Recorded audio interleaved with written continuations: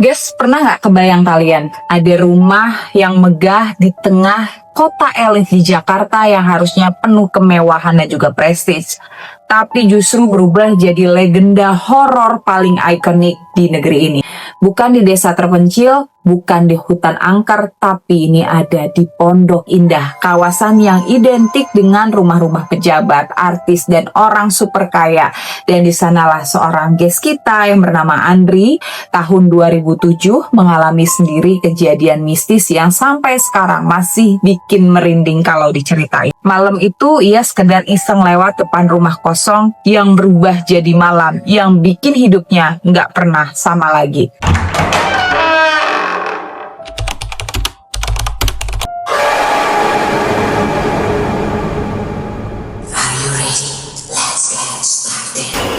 Hai guys, thank you for coming and welcome back ke segmen Kero, kisah epic horor kamu, aku, kita. Bareng aku, Revty Betrispa, yang selalu siap nemenin kalian, nemenin malam-malam panjang kalian dengan cerita yang bukan sekedar dongeng, tapi ini adalah urban legend yang udah mendarah daging di masyarakat. Dan kali ini kita bakal ngebahas salah satu ikon horor Jakarta yang namanya aja udah bikin bulu kuduk kita berdiri, Rumah Angker Pondok Indah. Siapa sih yang gak pernah dengar mitos dari rumah Pondok Indah ini? Dari tukang nasi goreng yang katanya hilang dan gak balik-balik lagi setelah antar pesanan, sampai cerita orang-orang yang sekedar lewat depan rumahnya aja tapi udah ngerasa diawasin katanya gitu ya. Rumah mewah dengan arsitektur megah itu udah berdiri puluhan tahun, tapi justru makin lama makin terkenal, bukan karena prestisnya, melainkan karena kisah-kisah mistisnya. Dan spesial banget buat malam ini kita bakal masuk ke dalam kisah nyata yang dikirim oleh guest kerok kita, Andri, yang tahun 2007 nekat main di sekitar rumah itu. Bukan cuma sekedar katanya, tapi pengalamannya langsung yang bikin dia percaya bahwa legenda rumah Pondok Indah itu bukan sekedar mitos. So, siapin nyali kalian, matiin lampu, pakai headset kalian. Kita mulai? Let's go!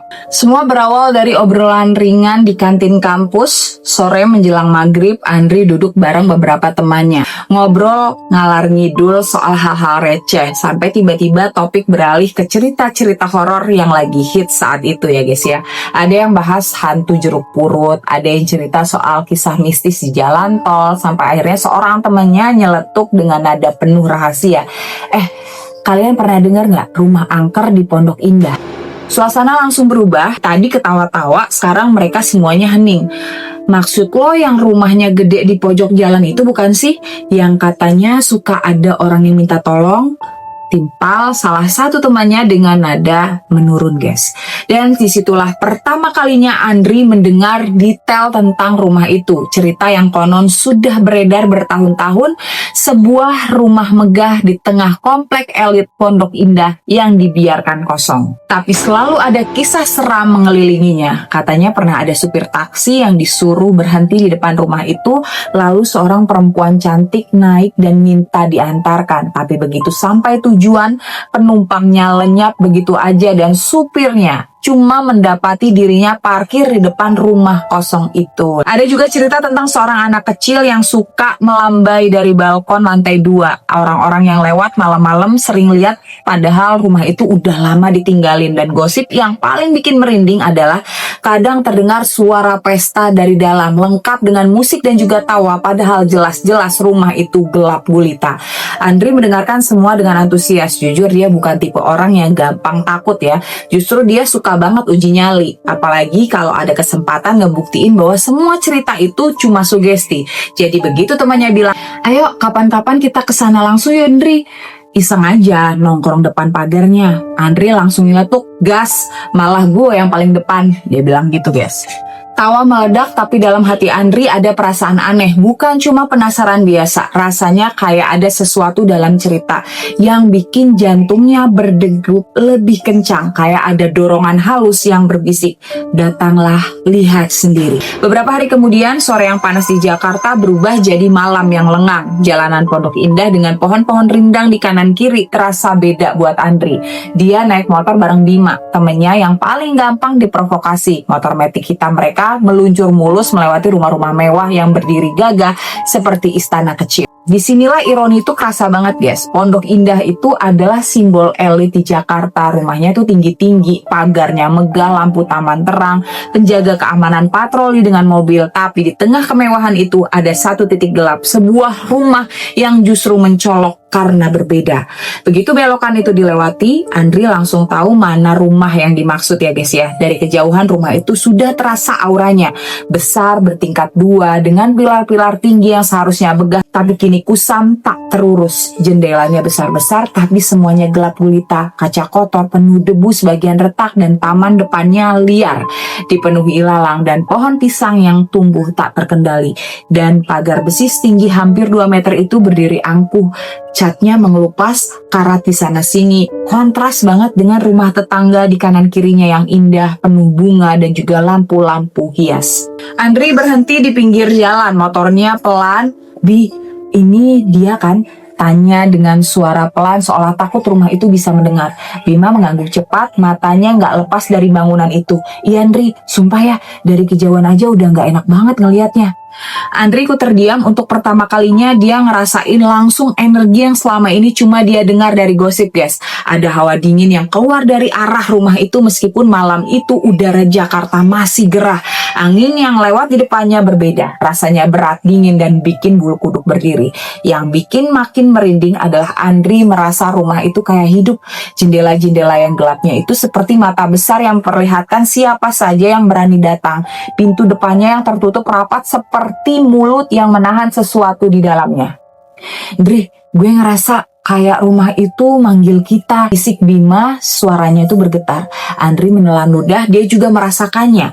Energi aneh yang bukan cuma bikin takut tapi juga menggoda. Kayak ada magnet yang menarik mereka lebih dekat lagi, membuat mereka sulit berpaling. Dan di sanalah untuk pertama kalinya Andri sadar ini bukan sekedar cerita kampus atau gosip forum horor. Rumah ini benar-benar ada dan auranya jelas banget, seolah memang sedang memanggil namanya. Malam itu Jakarta seolah punya dua wajah guys. Satu wajahnya glamor penuh dengan lampu-lampu jalanan yang berkelip, mobil-mobil mewah yang hilir mudik di kawasan elit Pondok Indah. Tapi wajah lainnya sunyi, mencekam dan juga dingin. Wajah itu ada di depan sebuah rumah besar, kosong, berdiri seperti raksasa yang sudah lama ditinggalkan. Dan di sanalah Andri bersama seorang temannya, Bima, memutuskan untuk nongkrong atau lebih tepatnya uji nyali guys. "Andri, lo yakin mau di sini?" Suara Bima ini terdengar ragu ketika mereka berhenti tepat di depan pagar rumah itu. Andri hanya nyengir walau sebenarnya ada getar kecil di dadanya. "Gue penasaran aja, Mo. Katanya rumah ini beneran angker. Ya harus dibuktiin dong." Pagar besi rumah itu tinggi, warnanya sudah pudar berkarat, cat hitamnya terkelupas di banyak bagian. Di balik pagar, rumah megah 2 lantai itu menjulang gelap. Arsitekturnya khas rumah orang kaya lama ya. Tiang-tiang besar menopang balkon, jendela-jendelanya tinggi berderat seperti mata yang mengintip. Tapi malam itu jendela-jendela itu hanya menampilkan kegelapan pekat, hitam, kosong, tapi terasa seperti ada sesuatu yang sedang menatap balik.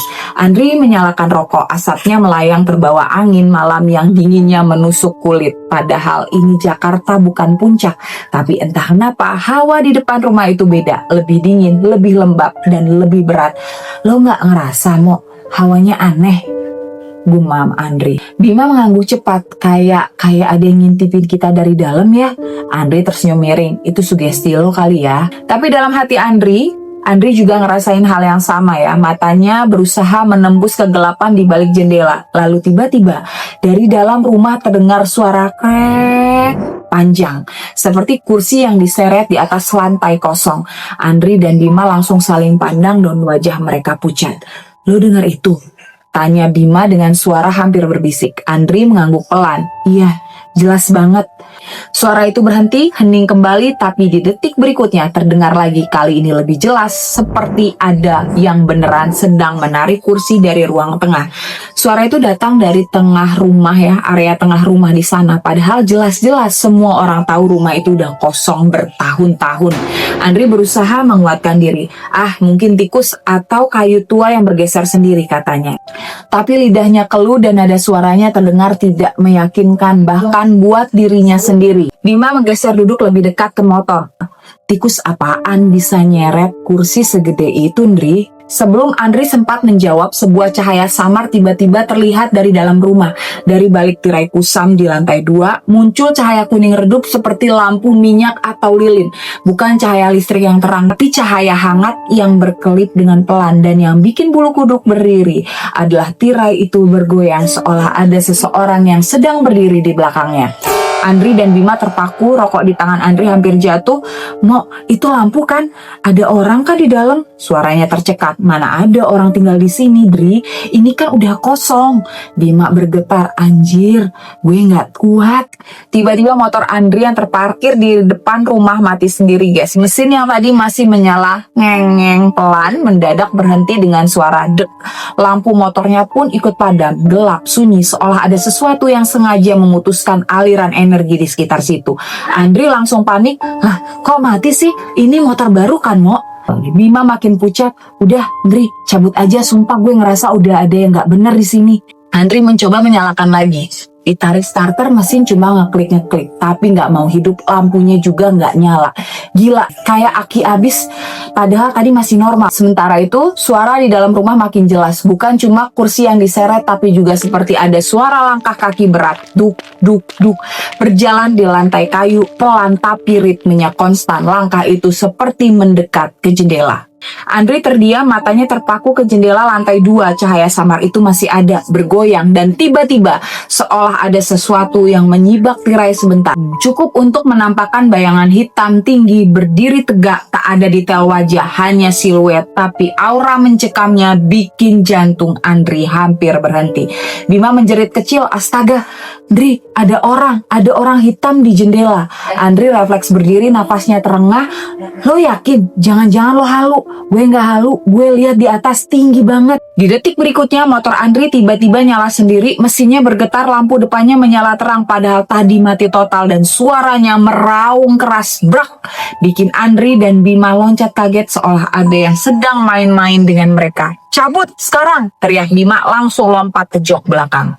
Andri tanpa pikir panjang memutar kunci gas. Motor melaju kencang, ban berencit di aspal. Mereka tinggalkan rumah itu sambil nafas terengah, jantung masih memburu. Tapi meski sudah jauh, Andri masih melirik lewat spion. Rumah itu masih berdiri dalam gelap, dingin, dan jendela lantai 2-nya masih ada cahaya redup yang bergoyang seperti seseorang sedang mengawasi mereka pergi, guys. Dan di telinganya, Andri masih bisa mendengar samar suara krek, kursi diseret, suara yang seperti janji bahwa rumah itu belum selesai dengan mereka.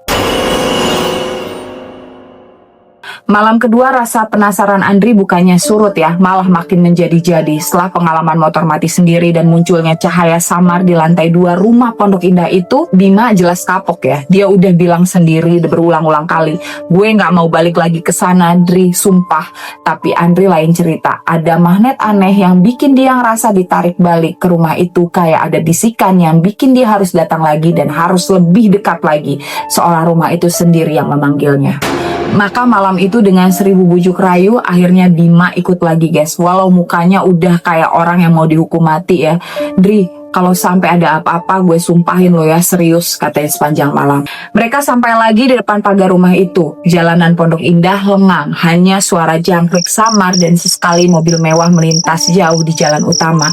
Tapi di depan rumah itu suasana terasa berbeda, lebih berat, lebih dingin. Pagar besinya yang tinggi tampak berkarat, sementara halaman di dalamnya ditumbuhi ilalang liar, seolah bertahun-tahun nggak pernah dirawat. Rumah besar itu tetap berdiri angkuh, jalan-jalannya hitam, kelam seperti mata monster yang sedang menunggu mangsa. Andri turun dari motor, melangkah lebih dekat ke pagar. "Mo, lo lihat nggak? Jendelanya kayak ada bayangan," katanya sambil menunjuk ke lantai 2. Bima buru-buru menjauh, matanya melotot. "Dri, jangan bercanda deh. Gue nggak lihat apa-apa, sumpah deh. Udah, kita balik aja." Tapi Andri ngotot, dia menyipitkan mata berusaha menembus kegelapan dan benar di balik jendela lantai 2 ada sesuatu, bayangan hitam tinggi berdiri diam, awalnya samar tapi makin lama makin jelas. Bukan bayangan pohon, bukan pantulan, melainkan siluet sosok tinggi, tegap, dan menghadap langsung ke arah mereka. Andri merinding tapi tetap terhipnotis. "Mo, gue nggak salah lihat, ada orang di sana," bisiknya. Orang apaan? Rumah ini kosong, Dri. Bima hampir menangis. Gue mohon, udahan yuk. Gue gak kuat, Dri. Namun Andri tetap mendekat ke pagar. Tangannya menyentuh besi berkarat yang dinginnya menusuk telapak. Tatapannya terkunci pada jendela itu. Bayangan itu gak bergerak, hanya berdiri diam. Tapi entah kenapa Andri bisa ngerasain seolah bayangan itu menatap balik. Tatapan yang menusuk, tajam, dingin, bikin bulu kuduk berdiri sampai ketengkuk. Lalu suara itu datang lagi. Duk, duk, duk. Suara langkah kaki berat, tapi anehnya suara itu nggak berasal dari dalam rumah. Bunyinya justru terdengar di halaman, padahal halaman itu jelas ditumbuhi ilalang dan tanah berumput. Mana ada suara langkah kaki bisa seberat itu di atas rumput, guys. Bima menutup telinganya. Dri, lo denger nggak? Ada yang jalan. Sumpah, gue nggak bohong. Andri menggigil. Suara langkah itu makin dekat. Duk, duk, duk. Lambat, berat, seperti sesuatu yang besar sedang berjalan menghampiri pagar. Andri refleks mundur selangkah, guys. Tapi matanya masih terpaku pada bayangan di jendela. Dan di saat yang sama, bayangan itu bergerak. Awalnya hanya bergeser sedikit, tapi jelas terlihat. Siluet itu melangkah ke samping, seolah mengikuti posisi Andri di bawah. Setiap kali Andri bergeser ke kanan, bayangan itu juga bergeser. Ketika Andri coba melangkah ke kiri, siluet itu pun berpindah. Seolah-olah dia sedang menirukan gerakan Andri. Atau lebih menakutkan lagi, sedang mengawasi dengan sadar. Andri terdiam, nafasnya berat. Mo, dia ngikutin gue. Bimo langsung menarik jaketnya, panik setengah mati. Udah jangan main-main, ayo kita pulang sekarang. Udah gak usah, ini udah gila. Tapi Andri seperti gak bisa lepas. Ada rasa takut, iya. Tapi lebih besar lagi daripada itu, rasa penasaran yang bikin dia makin maju mendekati ke pagar. Semakin dekat dia berdiri, semakin jelas siluet itu terlihat. Tinggi menjulang, seolah 2 meter lebih dan auranya terasa padat, bukan sekedar bayangan. Ada energi yang bikin udara di sekitarnya jadi berat, bikin dadanya menjadi lebih sesak. Suara langkah kaki di halaman makin menjadi keras, duk, duk, duk, seolah sudah tepat di depan pintu rumah, padahal jelas-jelas pintu itu tertutup rapat, penuh debu dan sudah lama nggak pernah disentuh manusia. Tapi dari arah dalam terdengar seperti ada sesuatu yang keluar dan mendekat ke arah pagar. Bimo histeris, Dri, sumpah gue mohon, gue bisa mati berdiri di sini kalau lu nggak cabut sekarang. Andri gemetar, akhirnya sadar kalau situasi ini udah nggak bisa ditoleransi. Dia mundur cepat, hampir jatuh karena kakinya goyah. Bayangan di jendela masih berdiri, masih mengikuti gerakannya, tapi seolah tersenyum dalam kegelapan. Andri nggak melihat senyuman itu, tapi hatinya tahu ada sesuatu yang sedang menikmati rasa takut mereka. Dengan tangan gemetar, Andri nyalain motor. Syukurlah kali ini mesin motornya langsung hidup tanpa pikir panjang. Dia ngebut meninggalkan rumah itu, sementara suara langkah berat itu masih bergema samar di belakang, seolah mengejar, guys. Dan yang paling bikin Andri nggak bisa tidur malam itu adalah bayangan terakhir yang dia lihat sebelum motornya melaju jauh. Siluet hitam di jendela lantai 2 itu mengangkat tangan perlahan seperti melambaikan selamat jalan. Guys, itulah pengalaman nyata dari Andri ya di tahun 2007 yang sampai sekarang masih melekat di kepalanya setiap kali ada orang yang ngomongin rumah angker Pondok Indah. Mungkin sekarang bangunannya itu udah rata dengan tanah, tapi energinya siapa yang tahu ya. Urban legend kadang nggak mati meski fisiknya menghilang. Justru makin jadi misteri, makin sulit dibuktikan, makin besar pula auranya. Jadi percaya atau enggak, cerita ini ngasih kita pesan ya guys ya. Jangan sembarangan menantang hal-hal yang nggak kita ngerti. Kadang rasa penasaran bisa bikin kita masuk ke dunia yang bukan milik kita lagi.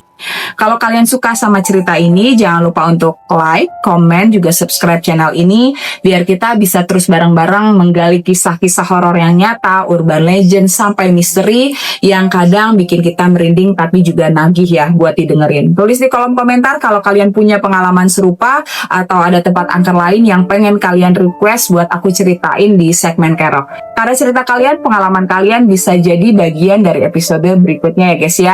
Ingat guys, kita di sini bukan cuma sekedar dengerin horor ya, tapi berbagi kisah epic horor kamu, aku, kita. Oke? Aku Rekti Beatrice pamit. See you. Bye-bye. Mwah.